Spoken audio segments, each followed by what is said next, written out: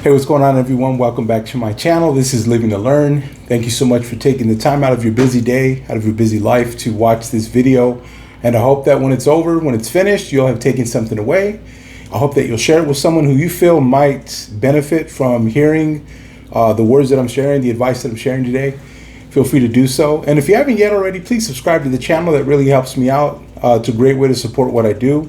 If you want to follow me for more content on social media, in the description of this video, you will find my TikTok and Instagram handle at Live to Learn Coaching. Also in the description of the video, you're going to find 3 opportunities to donate, to invest in my channel financially. And that's not something that you have to do, but if you would like to further your support, that would be very beneficial to me. And I want to thank those who have already done so for doing that. Really appreciate it. Means a lot to me, shows a lot of support that you believe in what I'm doing here. And so thank you once again for being here. You have, if this is your first time watching my channel, this is the first video you've ever watched, you are catching us on part 3 of a 3-part series on financial stress. I'm under financial stress. That's the title of the series. This is the 3rd part today of a 3-part series. The last 2, we just share different, basically what I've been doing is I've been giving advice, right? As far as what are some things that have helped me personally alleviate some financial stress that I feel could help a lot of people. And the reason why I made this series is because I know that there are a lot of us out there, especially now, this day and age, whatever your political views are, I think we can all agree stuff is more expensive, and it's just harder to live comfortably, whatever that means, right? And again, these are first world problems, okay? Let's keep that in perspective. We're still in the U.S. If you're watching this in the United States or in Canada, if you're watching this in a developed country, you and I, we know these are first world problems, okay? We know things can be a lot worse. And that's something to keep in mind. Please keep that in your perspective. I try to keep that in the forefront of my mind. I complain a lot. And I gripe about a lot of things. I allow a lot of things to get to me and to stress me out. When in reality, in the grand scheme of things, in comparison to maybe 75% of the world, and that might not even be accurate. My life is pretty, it's pretty good. It's pretty good. It's humbling to think that there's someone out there that's living in conditions that would look and see my life and say, that would be a dream come true. But that's reality. And so just want to throw that out there. Keep it in perspective, okay? We're talking about finances. I know it's hard. I know money's not easy. I know for some of us, dealing with money, handling money, being good with money, being, practical, being smart with our finances is not easy. So I'm not here to beat us up, but I am here to remind us as well. It could be a lot worse. And so let's keep that in the perspective. Let's keep that in the realm, in the bubble of what we're talking about here. All right. With that being said, let's get started. Let's get in part 3. What is part 3 of this series? I've shared numerous, different bits of advice, budgeting, tracking our spending, setting goals, both long-term and short-term, allowing money to be a tool, using it as a tool to accomplish goals, to meet our objectives. And all these things really are just to get us to kind of shift our perspective, right? See it a little bit different. So part 3, and to me, I think this is one of the most important aspects of alleviating financial stress. Part 3 today, what I'm talking about is seeking support. Seeking help, right? Going out and saying, listen, I'm not good. My finances are terrible. They need to be better. I think they can be better. I just don't know how to make it better. That's okay. For a lot of us, just getting there is going to be really difficult. But I want to encourage you that if you are under financial stress and you're looking to alleviate that stress, seek support. This can be very overwhelming. When money's tight, when finances are not what they should be, what we'd like them to be, what we would consider to be ideal, whatever our circumstances, right? And again, to be fair, I have, one of the first things that I said when I introduced this series was a lot of the financial stress that we feel, a lot of it is self-inflicted. With that being said, that's not always the case. So I want to be fair. So regardless of how it's happening or why it's happening, it can definitely be a very overwhelming situation. So when it's overwhelming, and this is my third bit of advice for the series, we've got to seek support, okay? Don't hesitate to reach out for help. Now that could look a number of different ways. Number one, maybe you need to talk to a financial advisor.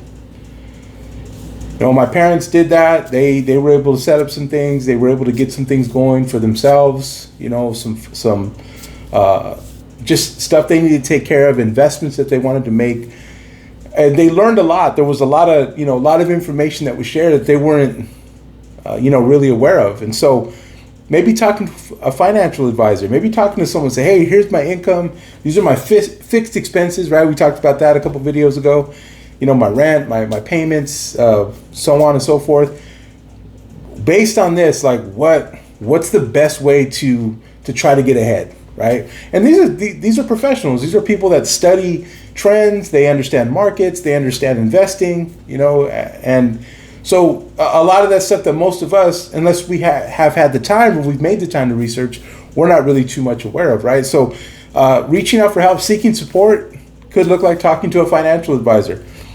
It could also just look like seeking advice from family, right? Like I think I told you in the intro video, my father was like Dave Ramsey before Dave Ramsey, right? That was my financial guy.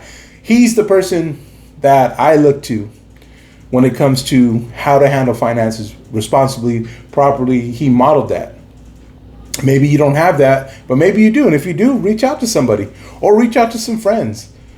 Right? Talk to people, talk to coworkers. Hey man, you work with anybody? Or, hey, have you made any good investments lately? Or, whatever. Hopefully you have a circle of friends, people that are close to you, people that care about you and really are looking out for your best interests. It could be that, right? It could be seeking support from family, from friends. It could be seeking support from some random YouTuber like myself, right? Just some guy on YouTube who's giving out advice, and it's free, right? YouTube's free. You sign in, you have an account, and you can watch videos. You can watch all the content that people like myself gladly and willingly put out there. Why not take advantage of it? Right? I heard someone say this the other day. The internet's your friend, right? Google, YouTube. There are so many resources that you and I have access to that are not going to cost us any money. So take advantage of it. Look for these things. But understand something, and I'm going to put this back again. I want us to keep something in perspective here. All of these are things that you and I control. We can or we cannot seek support. We can choose to or we can choose not to talk to a financial advisor. We can accept the fact that we should probably seek support from family and friends, or we can just not accept that. Again, the ball's in our court. That's the only thing I can't do for you. I can share it. I can give you the advice. I can give you the tips. I can let you know what's worked for me. I can even share with you some of the things that I've struggled with and still struggle with. The only thing I can't do is I can't do it for you. I can't make you do it. You and I have to decide to do these things. Okay? So seek support. It can look like talking to a financial advisor. It could look like seeking advice from friends, family, even Living to Learn and other channels, other content creators out there, right? Why? Why should you seek support? Why is it important to reach out when you're feeling overwhelmed, when you are financially stressed? No, it's like anything else, right? I mean, something that's heavily affecting us in our lives. People go get counseling. People go get coaching. We'll get assistance.